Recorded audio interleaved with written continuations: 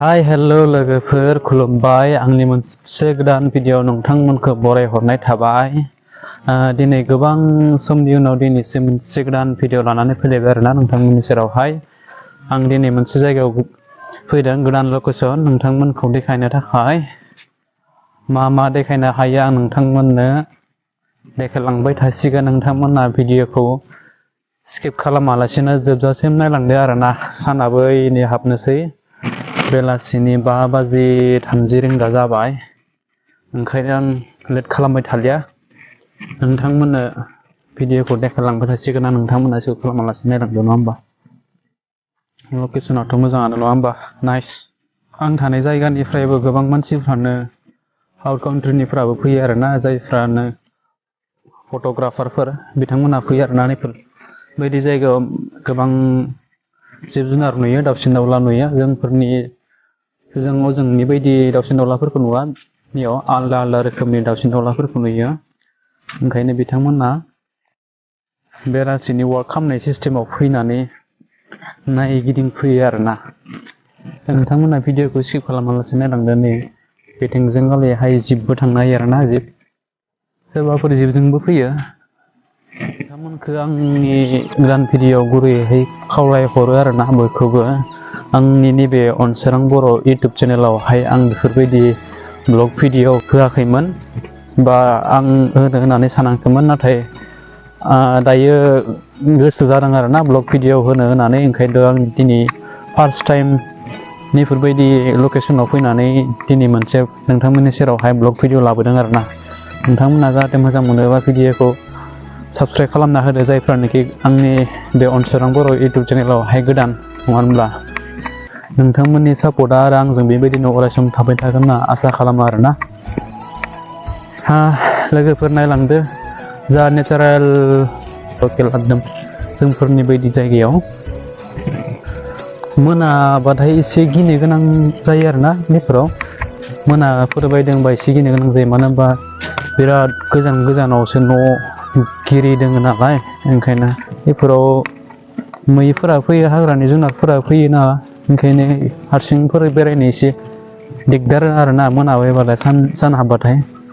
दा साना हाबद्रायाखै, एसे मोजाङैनो दङ। ओंखायनो हारसिं नैबे लामाथिं बेरायबाय दङ। नैबे लामाथिं जिबो मानसि ओरै थांबाय थायो नालाय। ओंखायनो आं दा नैबे लामायाव बेरायगासिनो दङ आरोना। बे भिउसानो ओरैबायदि बारि बागान, गेजेर गेजेराव न'खर गंसेबो गैया। बेफोराव आबाद मावफैयो आरोना बिसोरो, सासे सानै सुबुंफोरा। ओंखायनो जिब जुनारफोरा बिन्दासाव बेरायथिंबाय थायो आरोना। नैफोराव फ्लेमिंग, नीलगाय, हाग्रानि मोसौसो होनना बुङोना जोंथिंजाय गाले, हाग्रानि मोसौ बेफोरबायदिखौ मोनो आरोना। मै, मुफुर, दावराइ बायदिसिना जिब जुनारफोरानो थिगाले ओरैनो आलादा बिन्दास बेरायग्लांबाय थायो आरोना। आंनि थानाय जायगाया नैनिफ्राय मथा मथि 2-2.5 किल'मिटार गोजान जायो आरोना। बिसोरो नेचारेल वाक खालामनो जुदि फैयोब्ला नैफोरथिंबो बेरायनो फैयो आरोना। स' लोगोफोर, आंनि बिथिंगालि मेन फायनायनि उद्देस्यआनो जाहैबाय, थारमाने ओरैबायदि गुवार गुवार फोथारबारिफोराव मा आबाद खालामो, आं बे आबादखौ नायनो फैदों आरोना। बे आबादखौ नायनो फैदों आं नोंथांमोननो देखायनो आरोना। ओरैबायदि बिगा बिगा गुवार गुवार 100 बिगा 1000 बिगा दङ सोरनिबा न'खरफोरनियाव। बेफोराव ओरैबायदि आबाद खालामो आरोना। बे आबादखौ मा बुस्थु, माबायदि सिस्टेमाव आबाद खालामो, आं बेखौ नायनो फैदोंमोन आरोना। नाथाय सोरनाव सोंगोन, दा सासेबो गिरियानो गैया, मानसियानो गैया, सुबुङानो। नै मोनसे आबादबारि मोनबाय आङो दायो, दासो गोदान खालामहांदो, दै सोदों आरोना। नैखौ मा मिथियो, बेखौ बुङो जिरा। जों दालि ओंख्रिफोराव जिरा होयोना, जिरा। बे जिरानि आबाद आरोना, नैबे जिरानि आबाद। ओरैबायदि गुवार बेखिना जिरानि आबाद गोजा आरोना।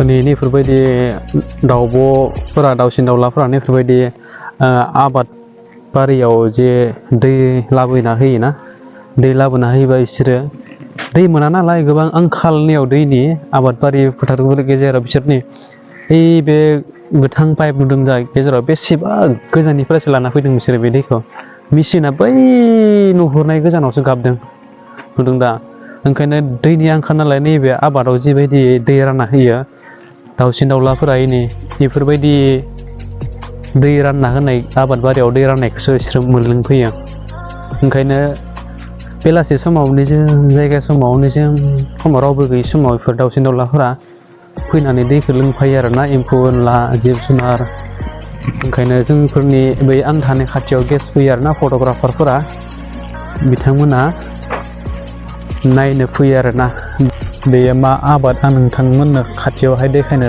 नाजाबाय दङ नोंथांमोना भिडिअखौ स्किप खालामालासे नायलांबाय थादों ना नैबे आबादा मा आबाद नोंथांमोना आं देखायनि आबादखौ जों जेरै लेब जोमोब्ला लेब होरि जोमो जों गान्दु होरि लायोना कम्बल होरि बेनि आबाद आरोना नैबे तुला जों जायखौ बुङो नैबे तुला नुदों दा बेफोरबायदि आबादखौनो बेहाय खालामो आरोना लोगोफोर बेसेबा गुवारनै नुदों दा बे गासिबो नुहुरनाया तुलानि आबाद गोजा आरोना बेसेबां रेव रेव नुहुरनाय गोजान तुलिनि आबाद गोजा आरोना बेफोरो नाय लोगोफोर दायो नैबे मोननांबाय बेफोरबायदि जायो आरोना मोनबाथाय तुलिया दायो नैबे हानो थाखाय जाबाय आरोना खानो जाबाय नैबे दा बेफोरबायदियानो तुलियानो दा नै बेफोरनो जों उन्दुनाय लेबफोराव लायो जोंनि गान्दुफोराव जों लायो नालाय दा नैबे बेनो आरोना दा बेफोरबायदि माबाखौनो जों जोबनायफ्राव जोंनि थान्दा बोथोरफोराव जों इउज खालामनायाव बाहायोना दा लोगोफोर नैबे तुलियानो नैबे तुला बायदि नुदोंना गुफुर गुफुरा नैबे जाबाय तुला नै आं खानानैबो नायबाय दा बेफोरनो जाबाय जों जेब्ला जोबनाय लेबफोराव जों बाहायो नङा होमबा नै गान्दु लानायफोराव जों बाहायो बेफोरनो जाबाय आरोना दा बेनिनो आबाद गोजान बेफोरो गासिबो बैथिंबो जाबायना बेफोरो जाहांबाय नै दा हानो जासिगोन आरोना बेफोरो मथा मथि आरो 10-20 दिनसोनि उनावहाय गासिबो जाजोबसिगोन आरोना लोगोफोर दानि बेखिना गासिबो मोनहांजोब्बाय ओंखायनो बिलाइफोरखौ गोथां नुवाखै आरोना हानो जाजोब्बाय नालाय हानो थाखाय जाजोब्बाय ओंखायनो बेफोरबायदि बिलाइफोरखौ गोथां नुवाखै नै दानि बेफोरबो जाजोब्बाय लोगोफोर आरो आं बेनिख्रुइबो साबसिन मोजां आबादखौ आं नोंथांमोननो देखायनो थांगासिनो दं आरोना लोगोफोर नोंथांमोना नायलांदो भिडिअखौ स्किप खालामलासिनो आं नोंथांमोननो हाजारसिम मोजां बुस्थुफोरखौ देखायनो नाजागोन मोजां आबाद खालामनायफोरखौ आं देखायनो नाजागोन आरो बेनिख्रुइ साबसिन हामबावगौमोन जाय बे आबादखौ मावदों बिथांखौ लोगो मोननायमोन आरोना नाथाय मा खालामनो आं गासिबो लोगो मोनदियासै स' गाइस थेवब्लाबो आं नाजासिगोन नोंथांमोननो आं माबायदि नोंथांमोननो देखायनो हायो बोरैहाय नोंथांमोना भिडिअखौ नायनानै इन्टारेस्टिं मोनो नङा होमब्ला बेनिख्रुइबो साबसिन मोजां मोनसे आबाद आं नोंथांमोननो देखायनो थांगासिनो दङ नै जों मानि आबाद नुदों दा नोंथांमोना मानि आबाद नैखौ नुदों दा मानि आबाद बे इन्दि बुङो जों जायखौ इन्दि जों एम्फौ लाथा जों जेब्ला फिसियोना जों एम्फौ लाथा जों फिसियोब्ला नैबे जों बिलाइखौल'सो होयो नङा होमब्ला नाथाय नैबेयावहाय बिलाइखौ बाहाया नैबे फिथाइखौसो बाहायो आरोना नैबे फिथाइखौसो बाहायो आरोना नुदों दा नैबे फिथाइया ओरैबायदि जादों नायना ओरैबायदि नैबे फिथाइखौ जोंनि आसामाव जों नैबे बिलाइखौहाय एम्फौ लाथानि थाखायसो जों बाहायो नङा होमबा नाथाय नैबेयाव जों मानि थाखाय बाहायो थावआव बाहायो नैबे इन्दिनि थावसो बांसिन जायो नैयावहाय नङा होमबा जों जायखौ जों बेदर होरि एवनानै जायो नङा होमबा जोंनिया जाबाय सारस' का तेल होनना बुङो जों जेरै सारस' का तेल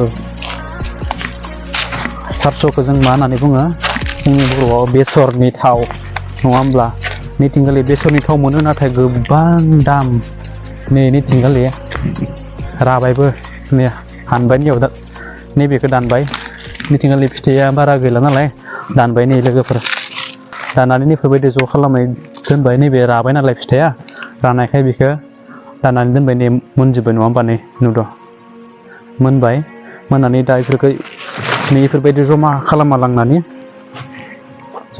लानानै दा इसोर लांसिगोन आरोना लांनानै मेचिनावहाय फेरेनहैगोन ना ओरैबायदि बिगा आबाद खालामो नैफोरथिंगालि बुंनो हाया आरोना न'खरसेनियावनो ओरैबायदि 100 बिगा 200 बिगा हा दङ आरोना टेनसन गैया ओरैबायदि ओंखायनो थाखा फैसानि धोन दौलतनि आंखाल गैया बिसोरनि जिउआव ना बिन्दास जायो लोङो एस खालामो नङा होमबा नाथाय जोंफोरनि जिउआवसो मा इसोरा जोंखौ ओरैबायदि न'खराव सोरजिहरखो नङा होमबा दुखुथिया हाजिरा खामला मावाबानो मोनजाया जानो हाया सामफ्रोमबो नांलाय खमलाय मोजां लेखा फरायनो हाया थाखा फैसा मोना रुम भारा थानानै फरायनो हाया गारि मटर बायना लानो हाया जेथिंबो दावराव दावसि थाखा फैसानि नङा होमबा सोरनिबा जिउआव उन्दै समावनो हाजिरा मावनानै जानो गोनां लेखा फरायनो गोसो दोङोब्लाबो जों मोना जायो नङा होमब्ला मा खालामनो उपाय नायथिं जोंनि बर' गिरिबानो बयनिख्रुइ दुखुनांथावसिन आरोना जोंनि बर' सुबुंफोरानो बांसिन गिरिब दङ होनब्लाबो बुंथावना गैया नाथाय बेसेबां गोजान रोमै नुहुरनाय न'खरस' हायै न'खर गंसे गैयै एसेबां बिगा हायाव बेफोरबायदि आबाद खालामनानै रोम थाखा फैसा खामायब्ला नै इन्दि बागानावनो जोंफोरनि दानस्रांनासो गारो साला नङा होमब्ला हाराव हुराव दानस्रांसो गारो जोंफोरनिया बिलाइखौ आन्था एम्फौ लाथानो जाहोयो बेबो इसेल' लायो जायफोरा एम्फौ लाथा फिसियोना इन्दिनि थाखाय फिथोबनि थाखाय इसेल' जानो आन्था गाव उदैयाव जानो आन्थाल'सो बाहायनानै आबाद खालामो जोंफोरनि सुबुंफोरा रोङा जेरावबो भेलु गैया नाथाय आबादखौ खालामगोनबाबो मा होनो राहा गैया थाखा फैसानि आंखाल नालाय मा खालाम नङा होमबा नाथाय नै बिसोरनिया ओरैबायदि ग्रोन एसेबां बुरजा बारि बागानाव आबाद खालामनानै बेफोरबायदि थाखा फैसा खामायो आरोना बिसोरो नाथाय मा खालामनो जोंनि बड'लेण्ड रायजोआव जोंनि बर' हारिफोरनि हारि जाथिफोरनि माबाफोरानो सुबुंफोराबो एसे खम नालाय थाखा फैसा दौलत इनकाम आरजिनायफ्राबो एसे खम मा खालामनो आरोना उपाय गैया बिदिनो सोलिनांसिगोन गोदोनि आबै आबौमोना एसे माहाजोन मोनब्लाबो फिसौफोरा उनाव जौ फाग्ला बिरि फाग्ला गान्जा बिरि सोबनानै बिदिनो गोजावलाबायनानै सोरबाया जौ जुवा गेलेलाबायनानै लस खालामना लायो आरोना थांनो मोनला आरो आं नैबे मोनसे केनेलखौ बारनानै बैथिंगालि मोनसे गोदान आबाद आं नोंथांमोननो देखायनो आरो नाजासिगोन आरोना बे मोनसे गोदान आबादा बेलेग आबाद ओरैबायदि आलदा रोखोमनि आबाद खालामो आरोना बिथिंगालि आं सर्ट खालामगोन मानो होनबा सानाबो नै गैलानो सानखौ नुहुरला दोबैबाय आं दायो बबेथिं फैदोंमोन गावनो मोनथिलासो लामाया एसे बोरैबा आन्दायलांनो हाग्रा बारिथिंसो आं हाबफैदों नालाय नै लोगोफोर नैबे मोनसे गोदान आबाद आरो नैबे मा गग्लेंनि आबाद गग्लेंनि गोजा नैबे नै जेरैबायदि नुदोंना नोंसोरो लोगोफोरनि नैबे गासिबो गग्लेंनि आबाद गोजा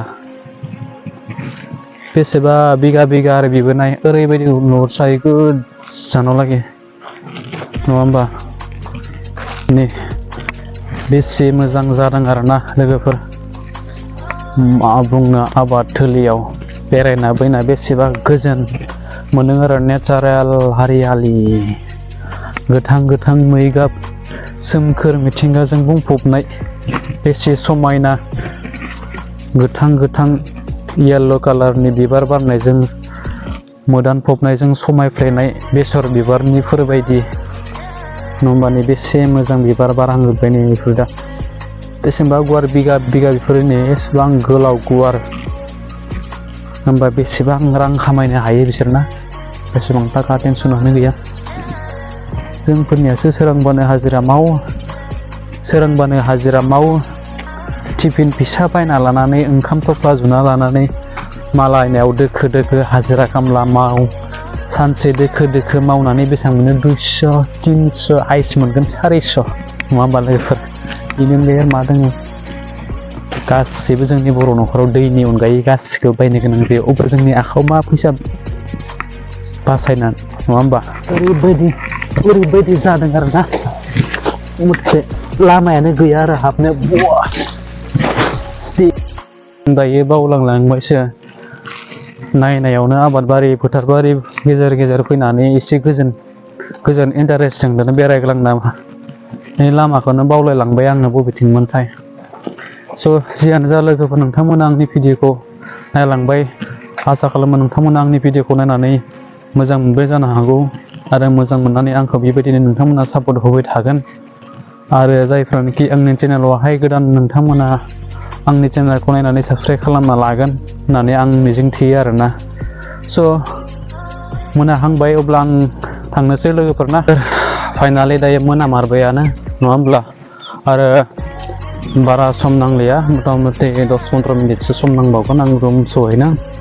ओंखायनो नोंथांमोनखौ आंनि जोबथानायसिम भिडिअखौ नायलांनायनि थाखाय आं नोंथांमोनखौ साबायखर बावहरनाय थाबाय।